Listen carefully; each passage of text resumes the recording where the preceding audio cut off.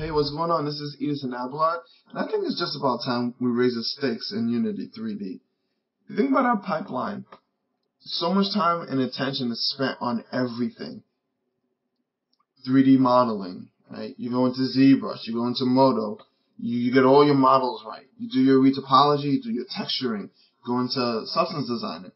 So much of our pipeline has so many tools to help you out, but very little attention is actually spent in the Unity editor itself.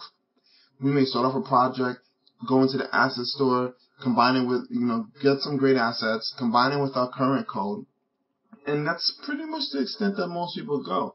But if you notice, a lot of great asset store developers, they have a lot of these custom tools, or custom windows that they work with. And that's using Unity for your sake. Getting Unity to work with you and not against you. So what we're going to talk about in these videos is how do you get Unity to work better with you and with your project.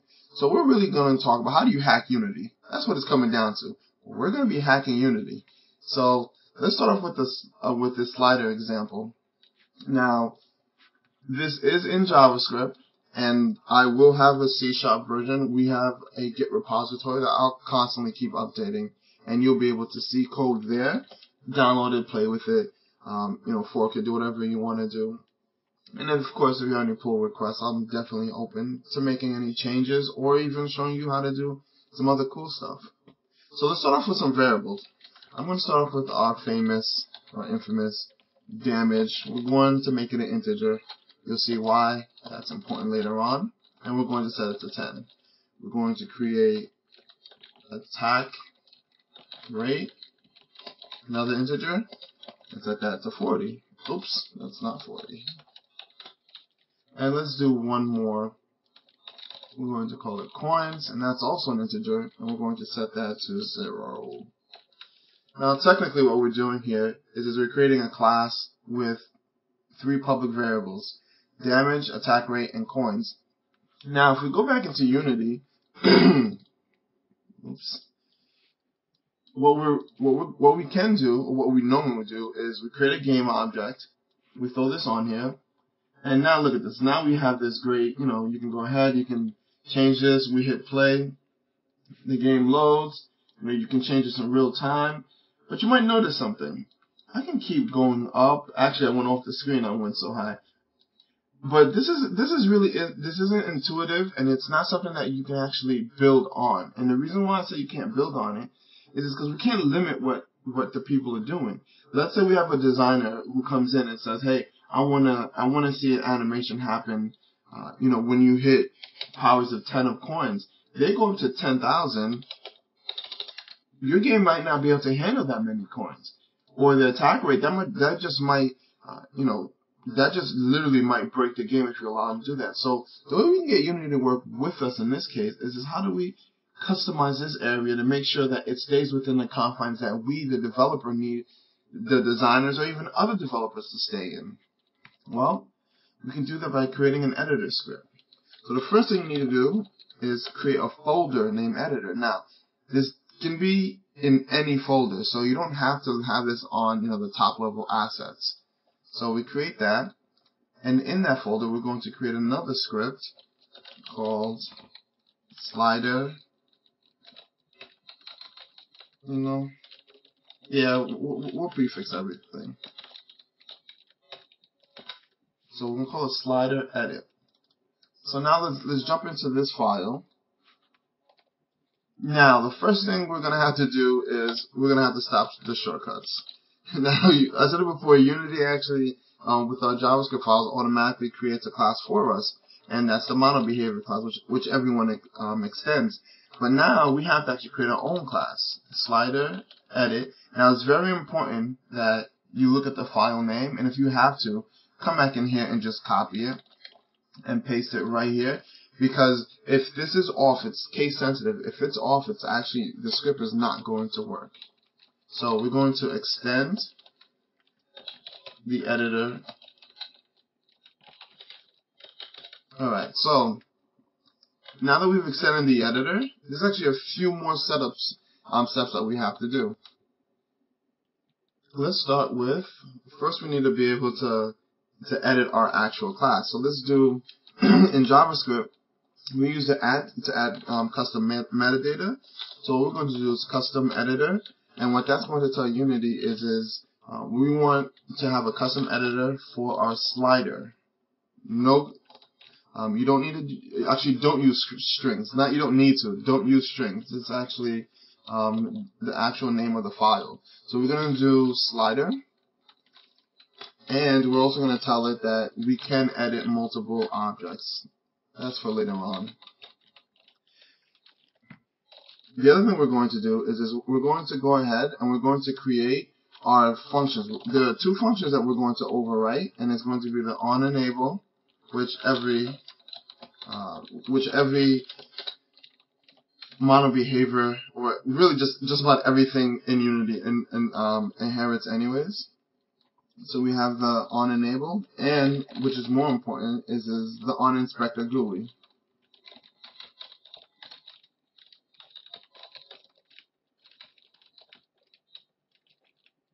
Make sure I have all that spelled out right. Oops. And so what we have here is our onInspector GUI will, anytime the object is clicked and is going to be viewed and inspected, whatever we have in here will run. So we can throw a debug log and just say hit error. Oops, not hit error. And we just jump back in here. And when we go into a slider, you'll see down here, hit GUI. But wait, something happened. And that is, we no longer have any of our variables from this class. None of these are here anymore. So now what we can do is we can actually go in and create them ourselves. This is where we really see the power of Unity. So still a little more setting up that we have to do. And the first part of it is going to be, we need to be able to use undos. So the way Unity uses that is something called Serialized Object. So we're going to create serialized objects for each of our properties. So just because I don't feel like remembering what properties we have, I'm just going to copy and paste them in here. And we're going to do a few changes. I like to, anytime I work with classes, I like to use anything that's in the classes, I like to keep it an underscore in front of it, just because it reminds me that this is specific to this class and to this class only. So the only difference is this is an integer. This is going to be a serialized property.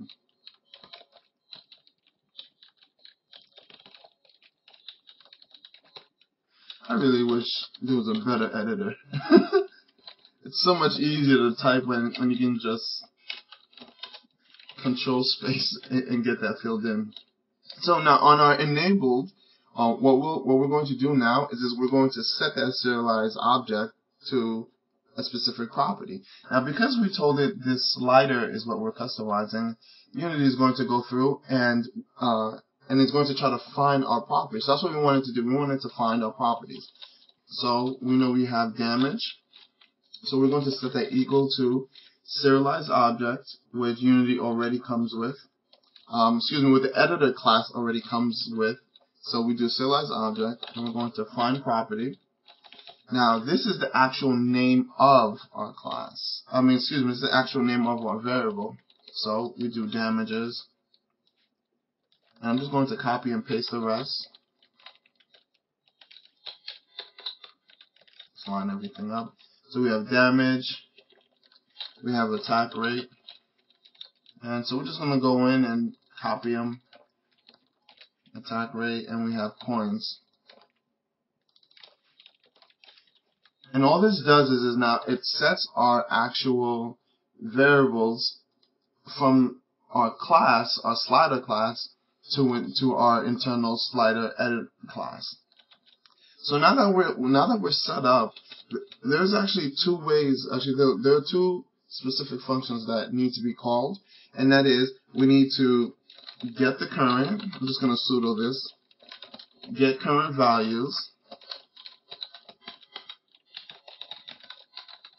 All right. Then we're going to show the values, and then we're going to update the values.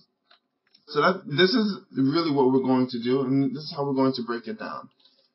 So to get our current values, what we want to do is we want to call serialized object dot update, and that just updates and makes sure that we have the most latest values.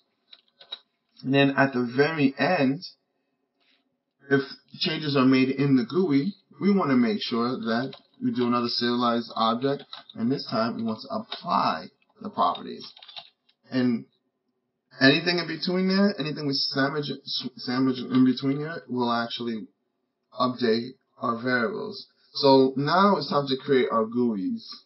So the editor class also uses the editor GUI. Once again, I wish this thing had a better setup. So we're going to do editor GUI layout. And for this one, for all of these, I'm actually going to do sliders, hence the name. So we're going to initialize a slider. Now, a slider can take many different values, but we're going to keep it to, not values, but many arguments. We're going to keep our arguments very simple. So we're going to start off first with our damage serialized property. That's the first thing we're going to accept, the serialized property. Then we're going to give it a minimum of 0 and a maximum number. In this case, let's say the maximum is 70. And for good measure, we're also going to throw in a new GUI content, which is short for text that's going to sit in the center. This is the text that this is how we're going to label our slider. So this one is for damage. So we're just going to name it damage. We're going to save it. Things should be working, hopefully. Alright, so it's not liking us. Let's find out why.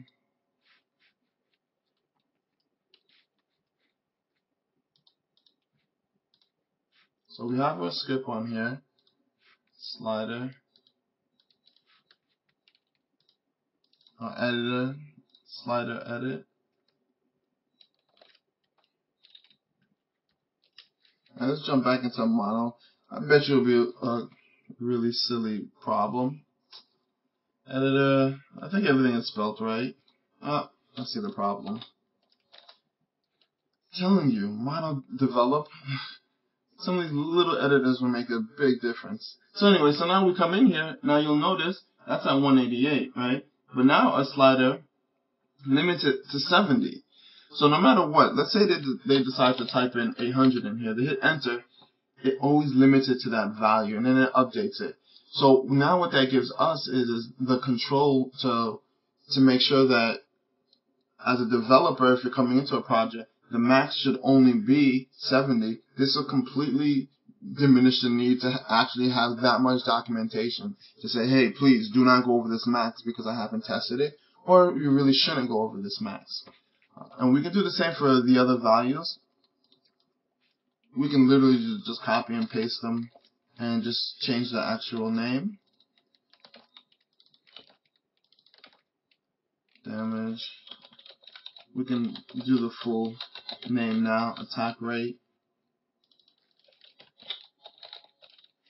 And coins. Now, when it updates, now you can see the initial value is already set. And the reason why that initial value is set is because in our slider property, in our slider class, we have these initial values. Then when we have our inspector GUI run, we automatically update the serialized objects, and that's what gives us the initial value. And of course, after we make changes to them, we apply those updates. So then it becomes a two-way binding where if one gets updated, the other one updates, and vice versa.